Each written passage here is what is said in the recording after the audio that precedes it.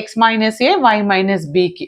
సరే మేడం, మరి what is Maclaurin's అనే వాళ్ళకి నేను మళ్ళీ మెక్లారెన్స్ ప్రాబ్లమ్స్ చెప్తాను. బట్ వెరీ సింపుల్గా మెక్లారెన్స్ అంటే ఏంటిది అని అంటే, ఇప్పుడు నేను ఏమి ఇచ్చాను చూడండి,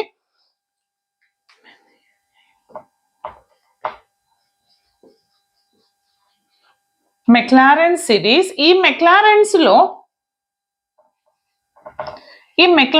లో మీరు ఏం చేస్తారంటే వెరీ సింపుల్, ఏం లేదండి, టేలర్స్ ని 1 అనుకొని in the tailors if a is equal to 0 and b is equal to 0 you will get our Maclaurin series. అదేంటో చూడండి ఎలా రాస్తానదంటే f of x, y, right, in ఇక్కడ ఏ ప్లేస్ లో 0, బి ప్లేస్ లో 0 అంటే ఇది ఏమవుతుంది నాకు f of